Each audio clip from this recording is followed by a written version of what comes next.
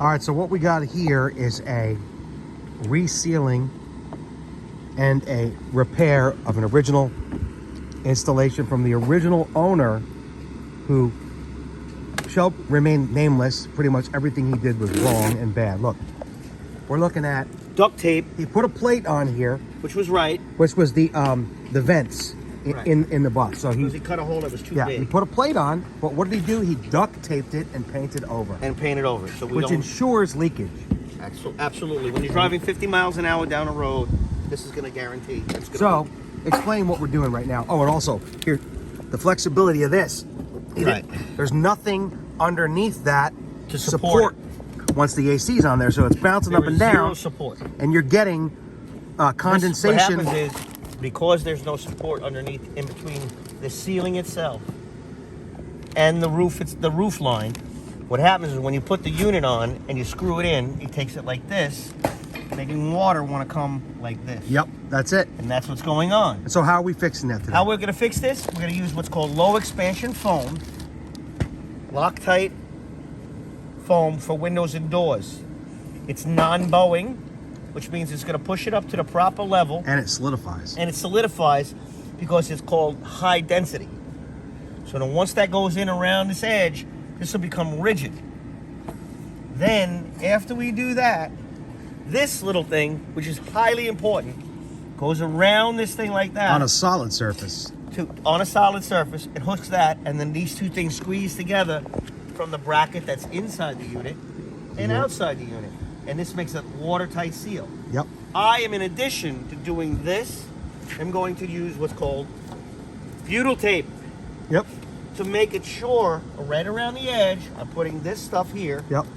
Right along this. Yep. All the way around the edge. Then I'm putting that on to not allow any water to come inside. So how are we fixing this idiocy with the duct tape? Idiocy right here with the duct tape? You're grinding it off, right? Right. The hardest part of this whole thing is fixing what somebody else fucked up. Always. Always. Which never fails. Always fixing something that's somebody. So what are you doing? You're taking that grinder with like the a grinding wheel on there, not a cutting wheel. We're going to clean a nice edge. And then what we're going to do, use the sealant. We're going to put a piece of this here, RV sealant tape. Dicor makes it.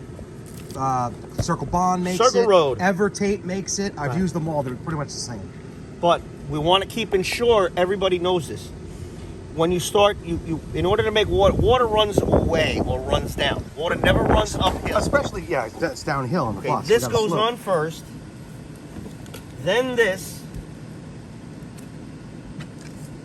Then this.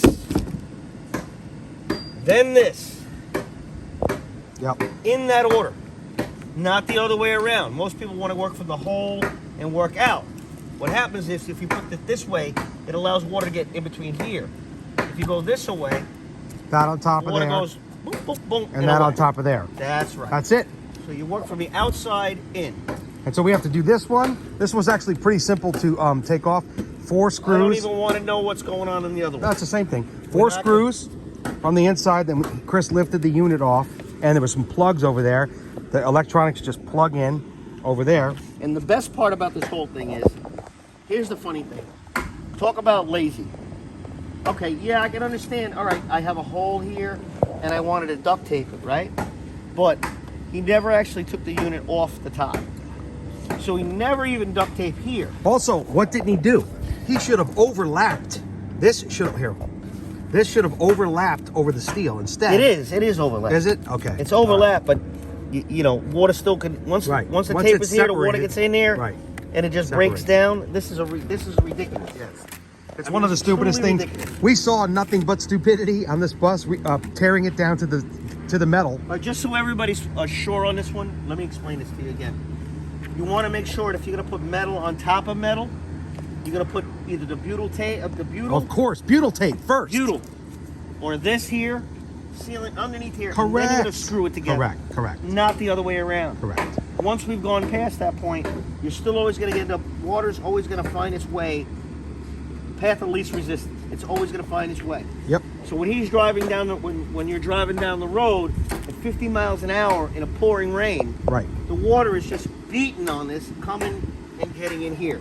It's going to keep beating on it, keep beating on it, keep beating on it. Correct. right? So, and then you have to say when you're sitting still with the unit running, the condensate, it's still coming down continuously. Yep. With heat or air conditioner.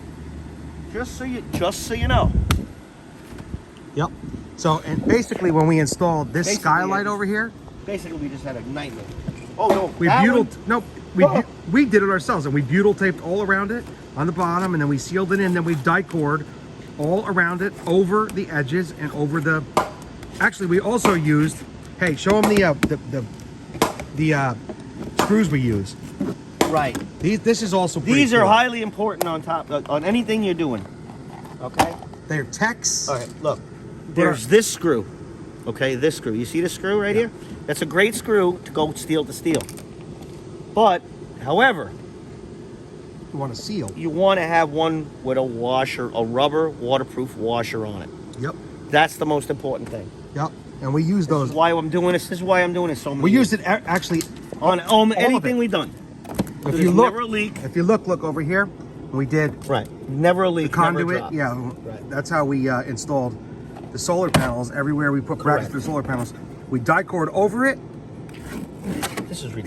butyl under it. This is ridiculous. I mean, I gotta show you this. Make a take a picture of this. This is like the most ridiculous thing in the planet. That's the 5-in-1. Love that thing. Yeah, most useful tool in the planet. Yep. So this genius, he put. All right, you know what? Let me put some duct tape around a piece of plated steel, and put a pretend that's waterproof. And what gets me, people, is that, see, I bought this bus converted, and I was going to just augment it and take a trip for the summer with my family. And we ended up getting in here, looking at it, and realized we had to. $20,000 later. No, 20. Way more than that. It's about almost a $70,000 bill.